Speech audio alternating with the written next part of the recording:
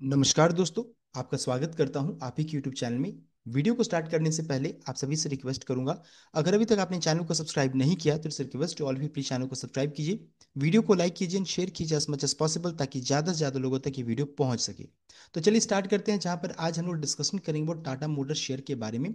जहां पर आज शेयर में चेक कीजिएगा तो भारी भरकम गिरावट देखने को मिली है।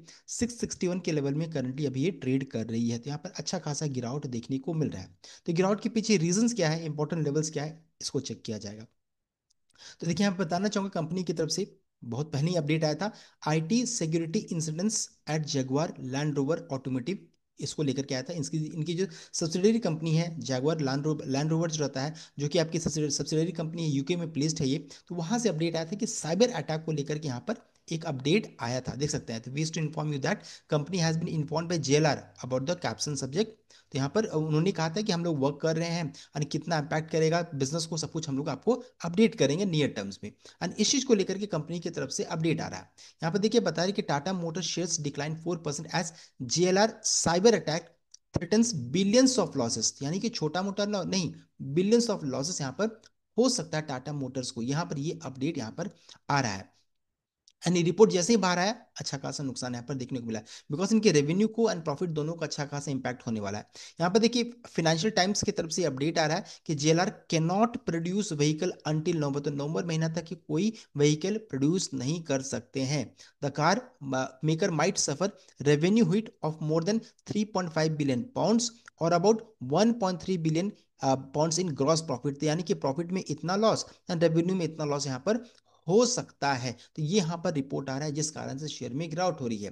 रिपोर्ट फर्दर ये भी बता रहा है कि जो ये जो लॉस जो रहा है ना, उसको रिकवर भी नहीं कर पाएंगे। जेएलआर में be enable to recover the losses along with other cost related to cyber attack as it was still in talks. अभी सिर्फ बातचीत चल रही थी with the insurance broker and उससे पहले ही सब कुछ हो गया, इसलिए इसको अब ये लोग रिकवर भी नहीं कर सकते। So as it was still in talks with the insurance broker locked on about the purchasing policy at the time of breach occurred. तो यहाँ पर ये चीज यहाँ पर थोड़ा सा नेगेटिव आया, इस कारण से शेयर में गिरावट हो रही है। और यहाँ पर ये भी अपडेट आ रहा है कि जेएलआर अनाउंस किया further extension of its ongoing production shutdown until October 1। तो 1 अक्टूबर तक ये शटडाउन रहेगा as the company continues to deal with the fallout of cyber attack since the start of this month। अक्टूबर 1 तक देख सकते हैं यहाँ पर बंद रहेगा, शट डाउन रहेगा, ये भी अपडेट आ रहा है।